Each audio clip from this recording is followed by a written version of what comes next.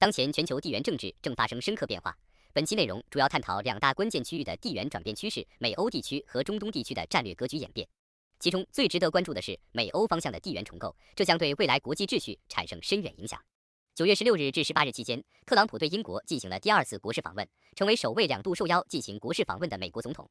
访问期间，大量美国高管出席了晚宴，包括苹果 CEO 库克、OpenAI CEO 奥特曼、微软 CEO 纳德拉、英伟达 CEO 黄仁勋等科技巨头，以及媒体大亨马斯克、谷歌高管、花旗 CEO、黑石集团 CEO 等商界精英，还有加密货币、沙特、乌克兰等各界代表。Palantir 最近也准备与英国签署重大国防合同，这一系列动作表明，特朗普访英可能是未来一系列重大地缘转变的开端。许多观察者关注的焦点都集中在特朗普访英期间英国街头的抗议活动上，但这其实并非重点。真正重要的是，特朗普对待欧洲的战略正在发生根本性转变。在特朗普访问英国后的第2天，即9月19日，他与东方领导人进行了通话，这清楚表明特朗普在欧洲方面获得了一些筹码，因此想要利用欧洲来威胁中国。特朗普刚上台时的地缘策略反对门罗主义，换句话说，特朗普想要构建美国版本的内循环体系。如果特朗普真的实行门罗主义，那么对于中国来说将是一个绝佳机会，中国可以趁机扩大在东亚地区的话语权。然而4月份美国股汇债3杀之后，特朗普的地缘政策就已经开始转变了。在4月份发布的关于特朗普的全球地缘策略上的分析中提到，特朗普想要改变原本的地缘策略。在9月18日之前，特朗普的全球地缘策略一直没有完全成型，而9月18日之后，特朗普的策略大体成型了。因此，特朗普在9月19日与东方领导人正式通话，中美之间相互亮底牌的时间快要接近了。特朗普显然很心急，刚拿到一点优势和筹码，就急切地想和中国谈判一下，所以才有了9月19日的通话。虽然本期标题是即将到来的重大地缘转变，但也可以当作特朗普的全球地缘策略下篇来理解。在9月之前，特朗普为了找到最优解，一直在全世界不断寻找突破口，寻找软柿子捏。全世界的所有地区基本上都被特朗普试探了一遍，包括但不限于中美洲、南美洲、欧洲、中亚、南亚、东南亚、日韩和中国。但转了一圈后，最终发现美国的地缘策略只能走拜登的老路。需要强调的是，特朗普并不是简单的模仿拜登，而是对拜登策略进行了强化和魔改。概括来讲，拜登的策略是建立一个以美国、欧洲、日韩为中心的地缘体系和经贸体系，并且不断向内挤压中俄的生存空间。具体来讲，就是军事上面消耗俄欧，经济上面拉拢欧洲。拜登打算通过军事手段、贸易制裁、金融制裁等方式破坏俄罗斯和欧洲之间的关系，让俄罗斯和欧洲之间失去战略互信，从而消耗俄罗斯和欧洲的综合国力。等到欧洲消耗的差不多了，民生凋敝的时候，美国就可以再次通过经济利益诱惑欧洲全面倒向美国，与美国达成新的经济联盟。与此同时，美国在这个期间还可以向欧洲销售武器和能源。如果这一套打法成功了，也就是我们刚才说的军事上消耗俄欧，经济上拉拢欧洲成功了，美国还会把这一套打法复制到东亚地区。特朗普访英之后，打算在北约军事联盟的基础之上建立一个欧美经济联盟，类似于冷战体系 2.0。按照计划，第一阶段已经完成的差不多了。第一阶段就是消耗俄欧，已经完成的差不多了。第2阶段就是拉拢欧洲。这个策略其实很像2战以后美国建立冷战体系 1.0 的过程，他们都是先消耗欧洲，后拉拢欧洲。2战时期，整个欧洲都被打残了，所以美国随后出手，趁势推动了杜鲁门主义和马歇尔计划，通过这2个方案来拉拢欧洲，把欧洲经济和美国经济进行深度捆绑。一旦欧洲彻底沦为美国的跟班，那么美国再次遇到经济问题的时候，第一个可以牺牲的就是欧洲。2008年次贷危机之后，欧洲的债务危机帮助美国稳住了美元的霸权地位。2022年2月俄乌冲突爆发之后，一直拖延不加息的美联储立刻在冲突爆发之后迅速加息。我们可以看一下这张图表，美联储在疫情之后第一次加息就是在2022年3月，也就是俄乌冲突爆发之后的1个月。冲突爆发之前，美国的通胀已经飙升成这个样子了，美国也不加息。但是冲突爆发之后，美国立刻开始加息。总而言之，2战以后每一次美国拉拢欧洲，首要目的都是为了在美国危机爆发的时候牺牲前线的欧洲小弟，达到转移危机的目的。大家可以换一个角度想想，如果欧洲和俄罗斯的关系越来越好，如果中日韩自贸区能够顺利建成，那么美国想要挑动外部矛盾的时候，他就没有支点了，就没有前线了。他自己就是第一线，自己就是前线。在这种情况下，任何外部矛盾都会立刻转化为美国的内部矛盾。所以美国不愿意把自己当作一线，美国想要做的是把欧洲和日韩打造成一线，然后美国可以牺牲一线，自己在2线坐享其成。我们在前2期视频中帮助大家梳理了一下美国扩张的历史。美国的经济模式高度依赖对外扩张，既然要扩张，就免不了冲突。如果美国自己就是一线的话，那么很容易出现之前朝鲜战争、越南战争、伊拉克战争、阿富汗战争的情况，就是说，如果美国自己就是一线的话，很容易深陷困境，而且很容易爆发各种各样的问题。所以，美国就需要找一个小跟班，让这个跟班冲到第一线，这样才能够吸引全世界的资本回流美国。冷战期间，美国和欧洲不仅是军事同盟，也是经济同盟。所以，特朗普现在想要做的就是构建一个冷战体系2.0，重新把整个欧洲培养成自己的经济同盟。经济同盟对于二战之后的美国非常重要。二战期间，美国奉行的是战时经济，生产了大量的军工产品。二战结束之后，美国过剩的产能无处释放，所以供给就严重超过需求，差一点导致美国在二战之后出现经济崩盘。美国是通过杜鲁门主义和马歇尔计划向欧洲大量倾销的工业品，才帮助美国成功度过了危机。杜鲁门主义是1947年3月诞生的，而马歇尔计划是1947年6月诞生的，两者相辅相成。简而言之，杜鲁门主义的主要目标就是树立一个欧洲和美国的共同敌人。有了共同的敌人，才有结盟的基础。我们在这里插一句话，为什么中国一直坚持不结盟的外交政策？因为结盟的前提条件是有共同的敌人才能结盟，所以某种程度上来说，多一个盟友就相当于多一个敌人。如果美国想要拉拢欧洲，必须在政治上面先树立一个敌人，然后才能在此基础之上推进一个经济计划，也就是马歇尔计划。我们可以简单的回顾一下那段历史。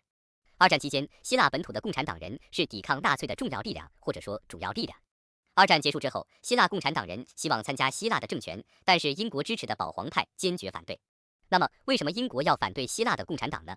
明明希腊的共产党是抗击纳粹的主要力量，如果按照民主自由的原则，英国应该支持希腊共产党，而不是对抗希腊共产党。归根到底，是因为保皇派一直都是英国长期扶植的政治力量，而且英国王室和希腊王室长期存在通婚的关系。英国在希腊拥有大量的经济利益，这些经济利益是需要保皇派保护的。而且，希腊的地理位置对于地中海的航道影响还是很大的。地中海地区是通往印度的一个重要走廊。如果希腊选择支持苏联的话，那么英国对于印度的影响力就会减弱。如果希腊共和党上台了，那么希腊共和党肯定会把英国侵占的那些利益全部国有化。所以，英国不希望希腊的共产党上台，于是希腊的内战就爆发了。苏联在当时犯了一个非常严重的错误，就是没有积极的支持希腊的共产党。希腊的共产党曾经在内战中取得了非常大的优势。即便如此，苏联在当时也没有大力支持希腊，这一点东方方面应该吸取一下教训。当东方的朋友遇到危险的时候，应当立即予以支持，不能再沉迷于以前的那套和平发展的那套思路了。当今时代的主题已经不再是和平与发展了，而是百年未有之大变局。当年朝鲜面临危机的时候，东方也是义无反顾地予以支持。很多人可以给苏联找理由，比方说二战之后苏联的国力衰弱，无暇顾及希腊。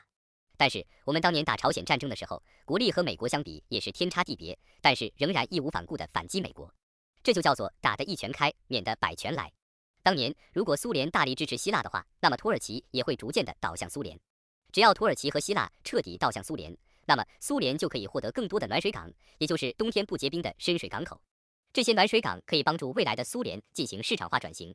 其实我们在以前的视频里面说过，美国推出星球大战计划之前，美国是想要搞苏联的市场化改革的，有这段历史。但是美国搞了一个星球大战计划，苏联觉得美国方面要跟苏联搞军备竞赛，所以苏联就再一次把自己的经济中心转移到重工业上面了。当时美国是知道这件事的，美国知道苏联要搞经济转型，所以就搞出来这一套星球大战计划，想要逼迫苏联继续往重工业方向努力。就是苏联自己其实也是准备经济转型的，他是有这个方案的，但是最后搞来搞去就搞成现在这个样子了。美国现在搞的这套 AI 竞争就有一点星球大战的这个味道，就是很想让中国在 AI 方面跟美国卷。不得不承认，美国在计算机的生态方面具有非常大的垄断优势。我们在前几期视频里面说过，在今年年初的时候，中国参加达沃斯论坛的时候，已经明确表示，中国不想和美国搞 AI 的军备竞赛，中国想要大力发展新能源。也就是说，中国方面在深度学习出现之前，没有把这个 AI 提高到一个国家战略的高度。但是 DeepSeek 出来以后，包括中国的芯片突破以后，这个 AI 的重要性在不断的提高。很多战略它并不是说一成不变的，如果你在这个方面逐渐产生一些优势的时候，那么国家就可以顺其自然的改变自己的策略，扶植 AI， 这是很正常的。我们刚才说到了这个暖水港，暖水港在未来可以帮助苏联实现经济转型。如果苏联想要搞市场经济改革的话，那么苏联必须要和其他国家做生意。只要苏联想和其他国家做生意，必须需要足够多的港口，就跟现在的中国一样。中国现在就是希望能够在全世界不断的控股更多的港口，包括中国也不希望李嘉诚撤掉那些港口，对吧？就是说这些港口其实对于一个贸易大国来说是非常重要的。只要你想把自己搞成贸易大国，你必须要控制足够多的港口。如果大量的港口都反对苏联的话，那苏联是没有能力做市场经济转型的。因为大家可以设身处地的思考一下，结合苏联的地缘情况，如果你是苏联的领导人，你的地缘情况是什么样的呢？西边是和你对抗的欧美，北边是北冰洋，南边是还没有实现工业化的中亚，就是在当时中亚还没有完全实现工业化。在这种条件下，你必须要获得足够多的出海口，你才能和欧洲以外的国家做生意，对吧？如果你不想把自己的经济局限于欧洲地区，你必须要和其他国家做生意，所以你就必须需要有足够多的出海口。我们刚才说了西边、北边、南边，还有一个就是东边。东亚虽然是一个不错的选择，但是和东亚做生意，要么是依赖能源管道，要么是依赖铁轨，要么是依赖航运。这个管道和铁轨的建设成本是非常高的，当时的中国国力还比较弱。如果苏联觉得从中国身上赚不到钱的话，他也不愿意出资建设东线的能源管道。所以苏联在当时他的想法就是获得更多的深水港。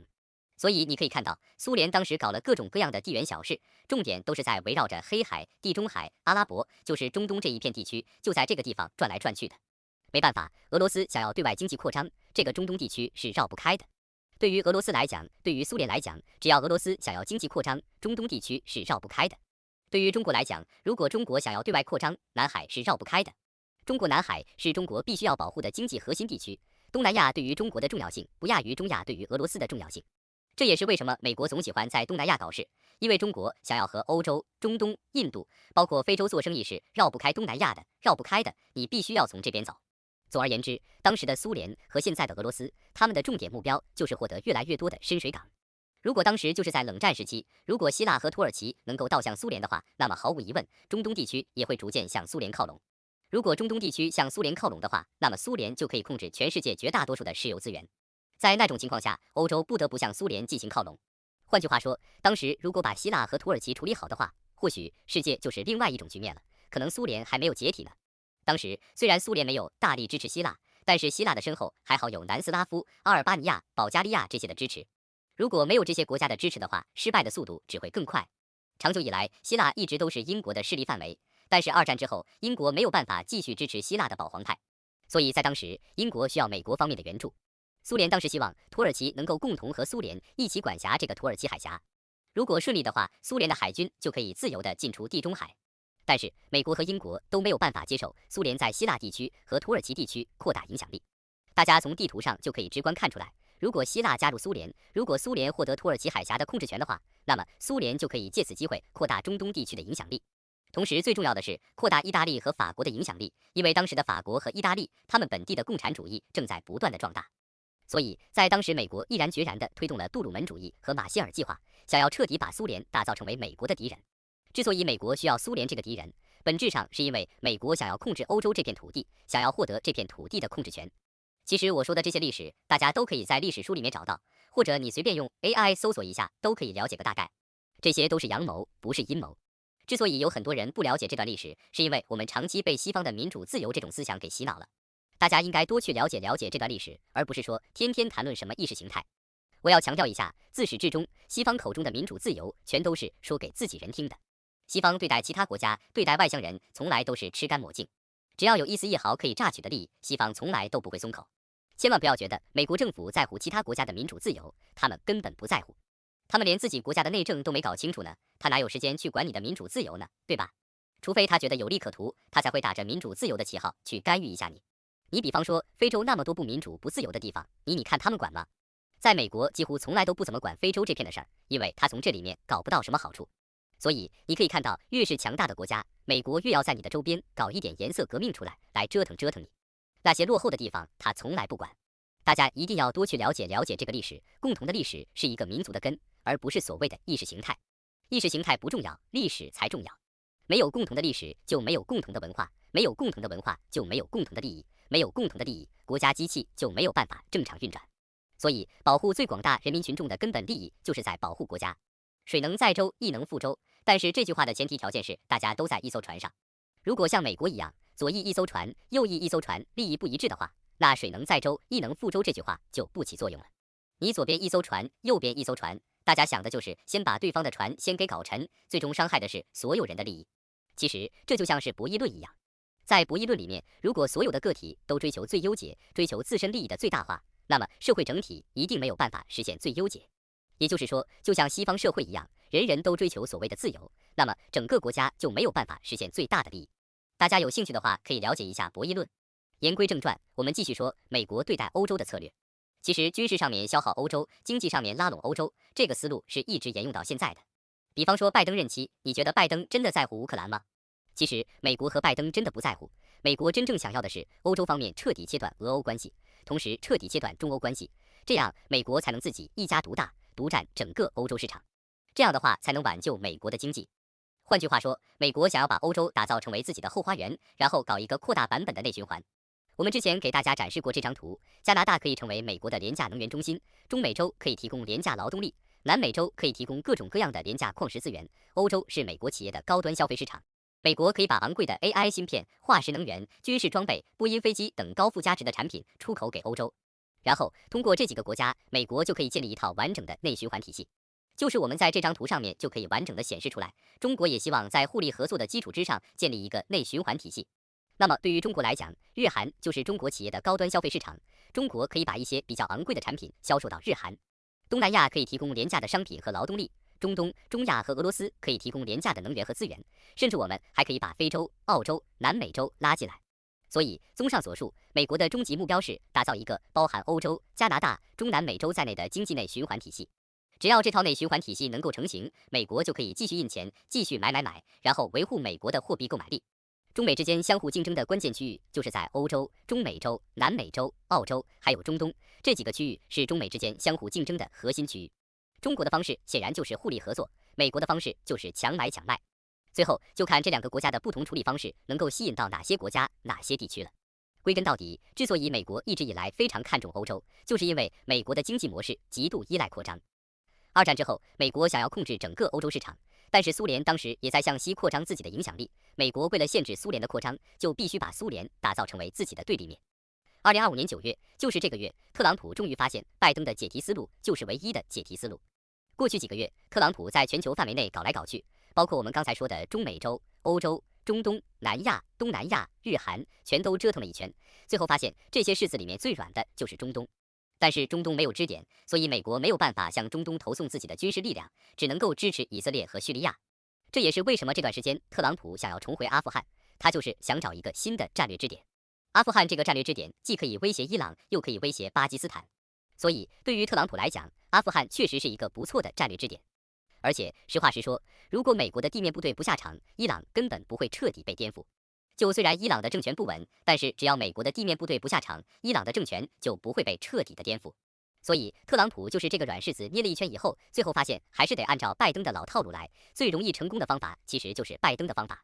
拜登的老方法就是继续支持乌克兰，继续消耗俄罗斯，然后等整个欧洲消耗的差不多的时候，就从经济层面独占整个欧洲。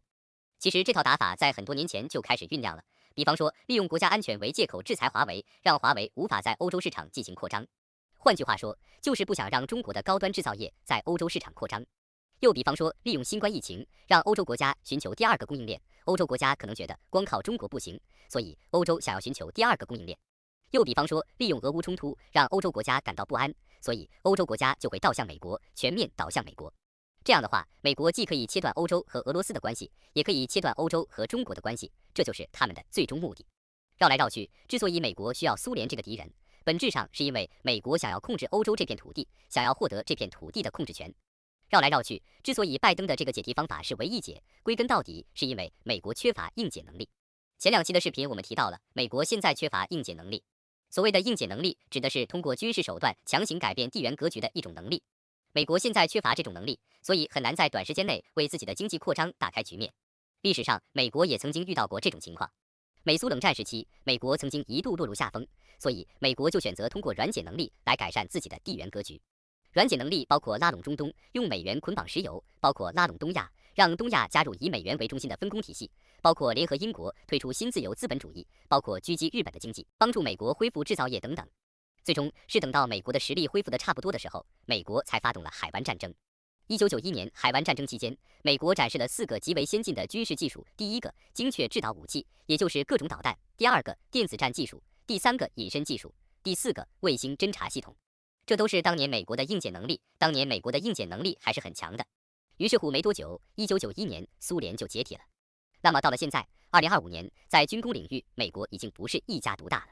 东方在这个高超音速武器、电子战、无人机、隐身技术、雷达技术、卫星技术上面都有显著的优势，所以美国现在只能追求软解，而并非硬解。冷战时期，美国的软解方式我们刚才说了，包括拉拢中东地区。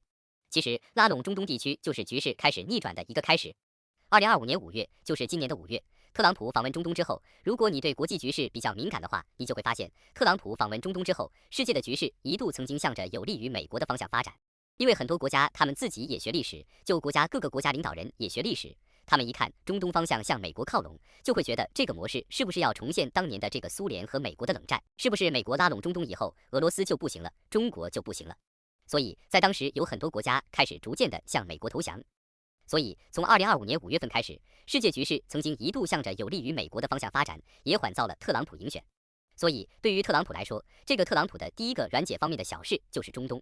但是最后发现绕来绕去，最好的软解方案其实就是在欧洲地区。当年的这个苏联和中东之间的关系，和现在东方和俄罗斯之间的关系有一点像。当时美国拉拢中东，像我们刚才说的，极大的影响了苏联的地缘条件，对苏联的经济和财政造成了重大影响。对于中国来说，对于现在的中国来说，如果俄罗斯被颠覆，也会极大的影响中国的地缘条件，被迫导致中国只能进口昂贵的能源和原材料，对中国的经济和财政造成重大影响。所以，中东对于苏联的重要性，相当于俄罗斯对于中国的重要性，两者是非常相似的。换句话说，俄罗斯如果一旦出现问题，它的影响力不亚于当时中东出现问题。也就是说，如果一旦俄罗斯出现重大问题的话，对于中国来讲，绝对是一个巨大的负面影响，是你难以想象的大，绝对是一个巨大的负面影响。当时美国颠覆苏联之前，先是通过软解的方式拉拢欧洲、中东，最后是通过海湾战争收尾的，就是收尾是海湾战争。拜登也想打算复制这种软解方式，就比方说拉拢欧洲、拉拢日韩，然后逼迫俄罗斯倒台。俄罗斯如果一旦倒台的话，会对中国造成巨大的负面影响。一句话来概括的话，当年苏联之所以解体，是因为美国先通过软解的方式拉拢了欧洲和中东，然后最终通过海湾战争收尾的。如果美国想要针对中国的话，那么美国的软解方式依然还是拉拢欧洲，然后让俄罗斯解体。解体之后会对中国的地缘环境造成重大负面影响。最终，美国会选择在东亚地区搞一场热战收尾。但是拜登很显然没有成功，因为拜登这套玩法最严重的问题有两个，一个是内部问题，就是美国的经济现在脱实向虚，这是第一个内部问题。第二个外部问题就是美国的小弟不愿意配合欧洲和日韩，在拜登的任期只是想做样子，就是他们只是想从拜登的兜里捞钱。但是这一次特朗普就不太一样了，虽然特朗普也在模仿拜登的策略，但是特朗普会利用自己的个人权威，包括关税战，利用这两种方式强迫欧洲和日韩投靠美国。所以特朗普任期小弟就变得更加顺从了。相比之下，拜登的策略是持久力可以，但是威力不足。特朗普的这套打法的问题是持久力不行，但是威力足够，就短时间内威力足够，威慑力惊人，但是长期坚持不下去。但是拜登和特朗普的共同点是，拜登和特朗普的做法都在牺牲美元的地位。拜登任期内把很多俄罗斯的银行踢出了 SWIFT 的系统，拜登想要利用美元体系来打压俄罗斯，但是最终反而削弱了美元，导致黄金大涨。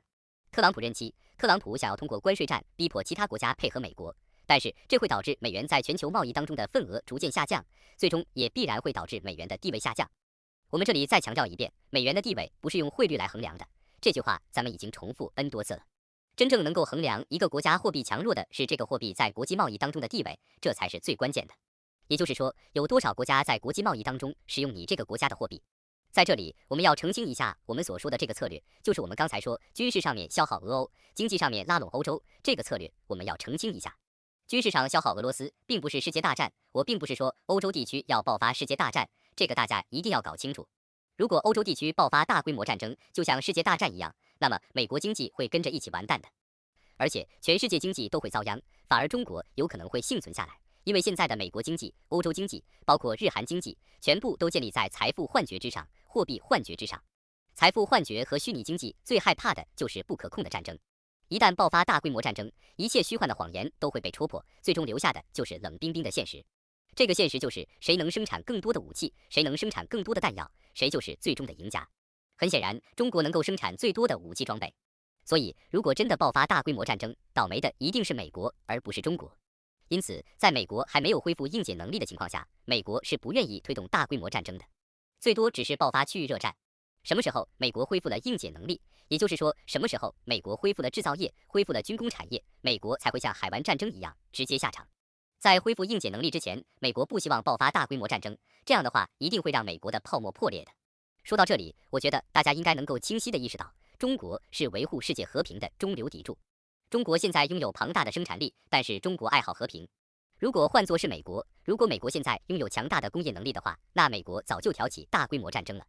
正是因为现在美国缺乏硬件能力，所以我们需要警惕一件事情，就是我们之前说过的警惕美国的改革开放。我们在以前的视频里面说过，我们不害怕美国发动战争，我们害怕美国推行改开。这个美国版本的改革开放，其实就是我们刚才提到的软件能力。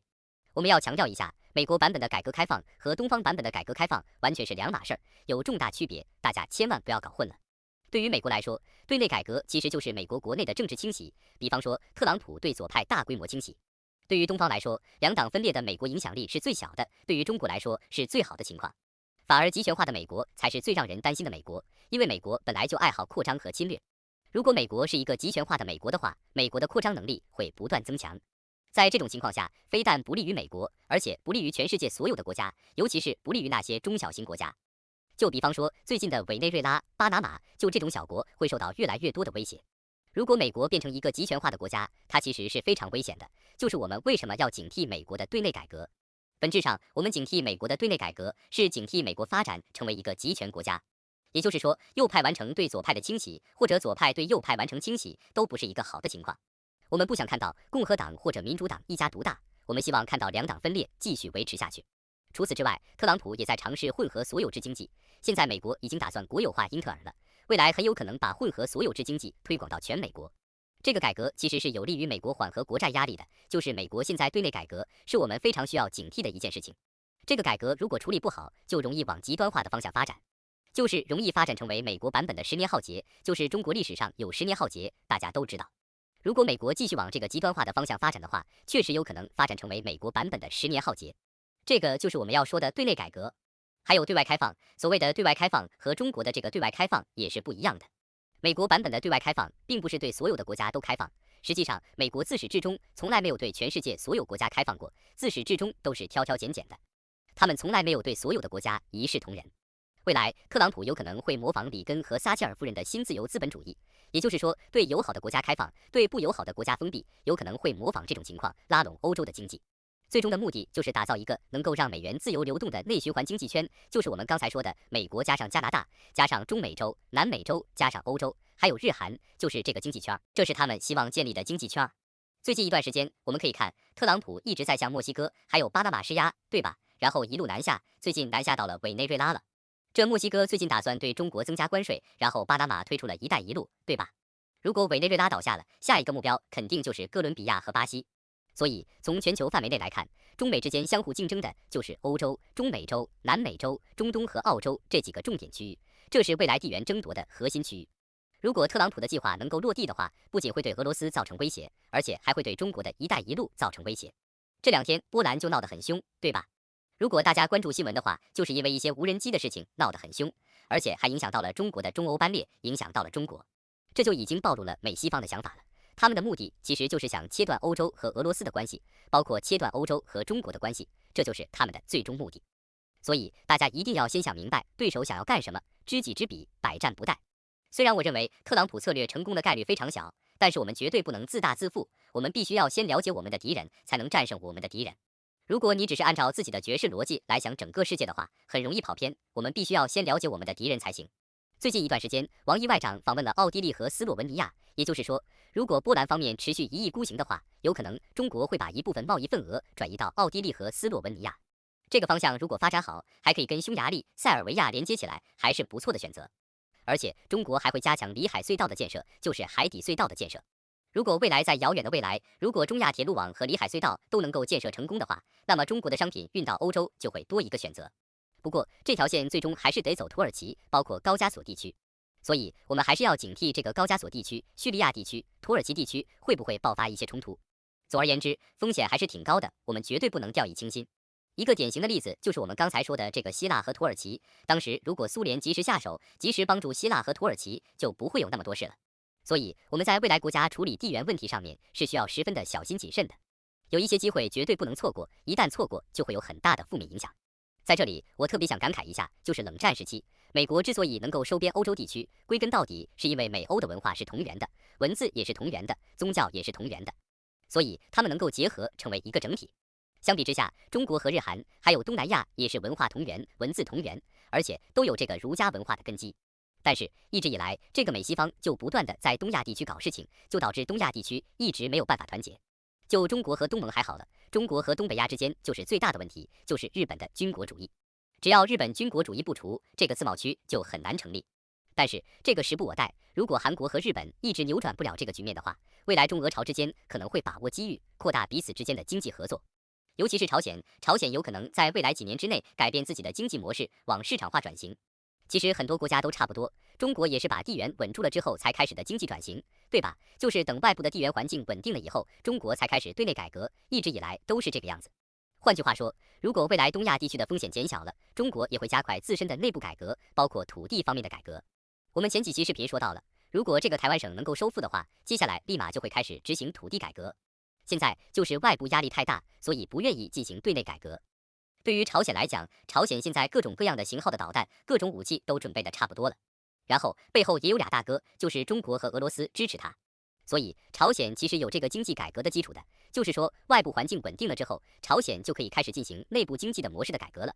所以未来可以期待一下和朝鲜方面的经济合作。如果我们对比一下的话，如果我们把美国想象成一个巨大的岛屿，就是把它想象成一个岛屿的话，那么欧洲大陆和美国岛屿之间的关系非常类似于中国和日本岛屿、韩国岛屿的关系。就是我们如果把韩国想象成一个岛屿的话，那么中国和日韩岛屿之间就是隔着黄海和东海，对吧？那么美国和欧洲之间隔着的是大西洋，其实就是很像的一种关系。但是区别是，东亚地区是陆地更强，岛屿更弱；美欧之间是岛屿更强，欧洲大陆更弱。如果欧洲大陆想要摆脱美国岛屿的控制，欧洲大陆必须要强化自己的经济力量。但是欧洲的问题就在这儿，这个欧洲自上而下，太多人被这个意识形态洗脑了，洗脑洗得太久了。它毕竟是当年这美苏冷战的前线，就是这帮欧洲人眼睁睁地看着苏联倒塌的，所以在他们的脑海中，这个意识形态占据了主要地位，满脑子全是意识形态，所以他们现在想要实现经济转型是非常非常困难的。而且说实话，如果美国但凡看到了一点苗头，就比方说法国、德国想要跟俄罗斯和好，美国一定会在某个地方策划一个恐怖袭击或者类似的事情，然后阻断法德和俄罗斯修好。所以没办法，就是欧洲现在就是这样一个局面。有的时候你只能期待物极必反。换句话说，你就让这些欧洲国家去折腾，折腾到最后自己发现真的折腾不明白的时候，他们可能就会开始反思了，反思自己这套策略是不是错误的。你现在劝他们是没用的，就是欧洲这些国家，你劝他们没用的。你除非让他们自己国家爆发一点危机出来，否则他们让他们转向很困难。当然，包括日韩也是这样。一旦中日韩自贸区想要推进这个，美国肯定在这个地方搞一点事，肯定是这个样子的。所以没办法，有的时候就只能期待物极必反，就让他们自己先去尝试半天，最后发现零和博弈那套思路完不成的话，他们就可以开始转向了。我们刚才说美欧之间的地缘形势的转变，我们接下来可以说一说中东地区的地缘转变。最近一段时间，以色列袭击了中东6国，然后沙特寻求巴基斯坦的军事保护，和巴基斯坦签署了共同防御条约。以色列袭击中东6国这件事情其实是挺恶劣的，尤其是袭击卡塔尔，因为卡塔尔拥有中东地区最大的美国空军基地，所以卡塔尔不可能发现不了以色列的军机，是必然能够发现的。通过以色列的袭击，我们可以总结出来2大问题，就是中东地区的2大问题。第一个问题，袭击当天，以色列的战机都已经升空了，特朗普之后才知道的消息。甚至有传言说，特朗普收到消息之后，特朗普亲自立刻通知了卡塔尔官方，当时开会的场所有一部分人收到消息之后就提前撤离了。所以伤亡的人数没有那么大，如果特朗普没有通知他们的话，可能伤亡的人数会更大。当然了，这只是一个传言，没有可靠的证明。但是不论刚才这个消息真实与否，都足以说明一个问题，就是美国的军方有一部分人和以色列的关系更加紧密，这部分人并不完全效忠于特朗普。第二个问题就是以色列的 F-15长途跋涉，途中要经过约旦、沙特、巴林、卡塔尔这几个地区，肯定会经过他们的防空识别区，这些国家是不可能看不见的。而且有一个关键是，以色列的 F-15不可能一次性飞到卡塔尔，中间是肯定需要加油机，它飞不了那么远，它要来回的话，它飞不了那么远。如果有加油机伴飞的话，雷达是不可能看不到的，因为面积太大了。所以，那这种情况就说明了2种可能性。可能性一就是，即便这些国家高层知道了以色列要袭击卡塔尔，他们也没有办法阻止，这是可能性一。可能性二是整个袭击的流程都是美国的军事基地自主控制的，也就是说，约旦、沙特、巴林、卡塔尔的高层根本不知情，这是情况二。不论是哪一种情况，都说明中东国家的军事安全就是表面功夫。如果中东这个地区真的爆发大规模冲突，逊尼派国家很难确保自身的国家安全。所以，对于沙特来讲，必须改变以前的军事模式了。以前的军事模式就是买美国武器、交保护费，这就是以前的军事模式。沙特现在必须要想办法确保自己的政权能够延续，能够得到保障。如果现在还不做准备的话，未来如果真的爆发大规模冲突，沙特可能连自己都保护不了。所以，沙特就要和这个巴基斯坦建立这个战略合作关系。也正是因为如此，特朗普最近一段时间想在阿富汗搞点事情，因为这阿富汗如果听美国的话，阿富汗既可以威胁巴基斯坦，和印度一起左右夹击巴基斯坦，一方面又可以威胁伊朗。所以，特朗普最近又盯上阿富汗了。除了上述的消息以外，还有一些新闻值得我们注意，就是红旗9B在埃及已经完成了全国范围内的部署，雷达系统也已经进入到了战斗值班的状态。现在，埃及和巴基斯坦都有中国的军事装备，对于稳定当地的地缘格局有非常重大的意义。对于中国来讲，只要埃及能够稳定，中国的船只就能够正常的通过苏伊士运河、通过红海、通过苏伊士运河。只要巴基斯坦稳定的话，波斯湾就会相对稳定、相对安全一些。只要波斯湾稳定，那么中国的能源通道就可以保持稳定。所以，波斯湾和巴基斯坦对于中国的能源安全来说是至关重要的。在中亚的铁路网竣工之前，巴基斯坦对于中国有着不可替代的作用。在铁路网竣工之后，中国对于海上通道的依赖程度就可以逐渐降低了。如果沙特也能够向中国的军事装备逐渐靠拢的话，那么未来波斯湾和红海的安全性就可以逐步提升。现在来看，波斯湾周边的这些国家和红海周边的这些国家都和中国的关系不错。如果他们的政权能够稳固的话，那么中国的能源和贸易也能够得到稳固。2025年4月份以来，很多网友都一直担心中东地区的地缘格局，对吧？大家非常担心沙特全面倒向美国。但是现在看来，沙特完全倒向美国的可能性正在逐渐降低。其实大家不必在乎沙特到底是不是骑墙派，只要沙特没有倒向美国，你别管他是不是骑墙派，中国的海上丝绸之路就多了一个保障。4月份以来，我们非常担心美国的地缘策略会影响中国的海上丝绸之路，因为过去几个月，特朗普一直在沿着中国的海上丝绸之路搞事情，对吧？从欧洲到中东到南亚、东南亚、日韩，全都是围绕着海上丝绸之路在搞的。包括前段时间，美国想要收购李嘉诚的港口，也是为了针对中国的海上丝绸之路。但是4月份以来，特朗普的计划基本上都会在盟友自己的手里了。先是巴基斯坦击败印度，然后是以色列袭击中东6国，最终导致沙特和巴基斯坦签约共同防御条约。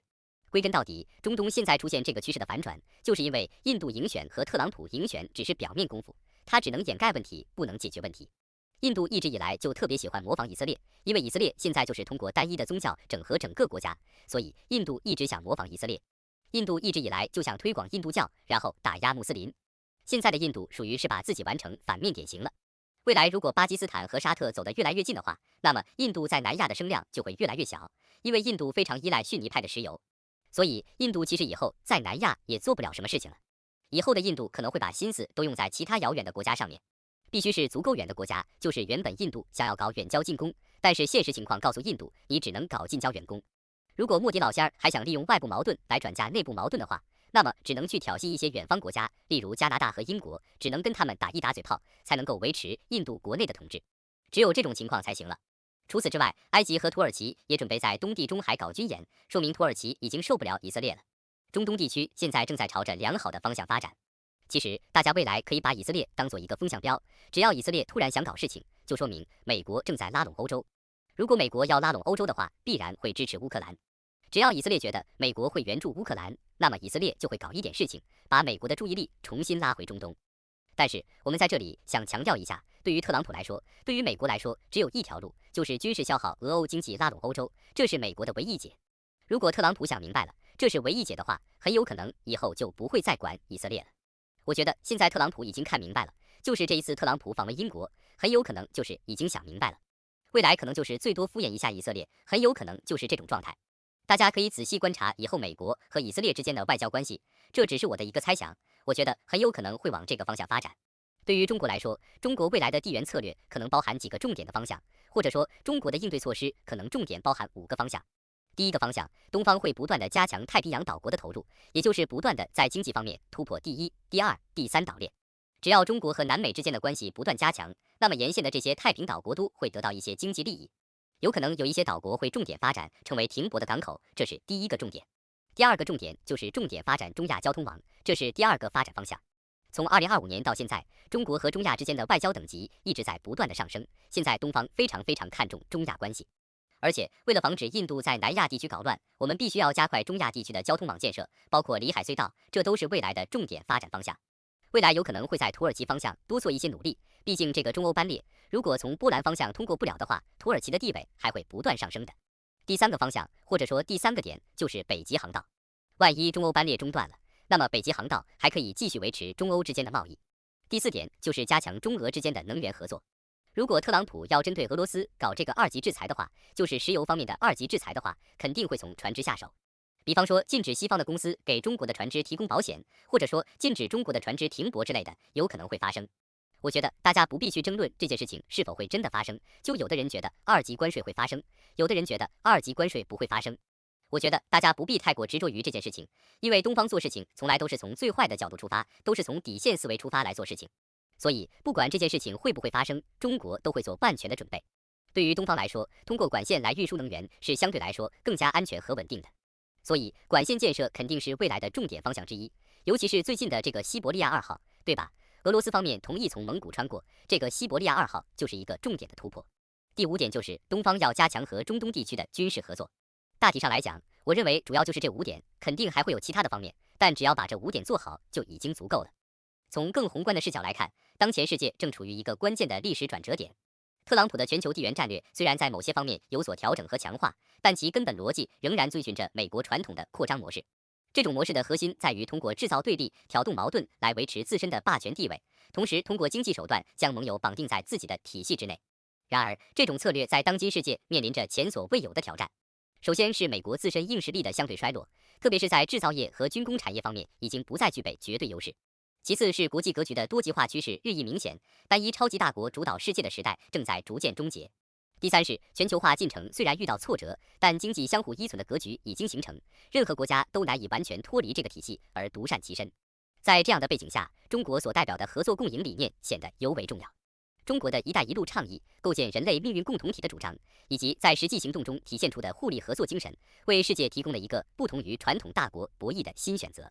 这种选择不是通过制造对立来获取利益，而是通过创造共同利益来实现各方共赢。当然，我们也必须清醒地认识到，任何重大的历史转变都不会一帆风顺。美国作为既得利益者，必然会想方设法维护其现有地位，这就决定了未来一段时间内国际政治仍将充满变数和挑战。对于中国而言，既要坚持自己的发展道路和价值理念，也要做好应对各种复杂局面的准备。从长远来看，历史的潮流是不可逆转的。任何违背时代发展趋势、逆历史潮流而动的做法，最终都难以持续。正如我们在分析中所看到的，美国的种种战略调整，本质上都是在试图维持一个已经难以为继的体系，这种努力注定是徒劳的。真正能够引领未来的，必然是那些顺应时代发展、促进人类共同进步的理念和实践。在这个意义上，中国的发展不仅是自身的需要，也是世界和平与发展的需要。通过自身的稳定发展和对外开放合作，中国正在为世界提供更多的公共产品，为全球治理贡献更多的智慧和方案。这种贡献的价值和意义将随着时间的推移而愈发显现。最后，我们需要保持足够的战略定力和历史耐心。大国博弈是一个长期过程，不会因为某一次访问、某一个协议或某一场危机而发生根本性改变。真正决定历史走向的是各国人民对美好生活的向往，是人类对和平发展的共同追求，是时代进步的客观规律。只要我们始终站在历史正确的一边，站在人类文明进步的一边，就一定能够在这场伟大的历史变革中发挥应有的作用，为构建更加美好的世界贡献自己的力量。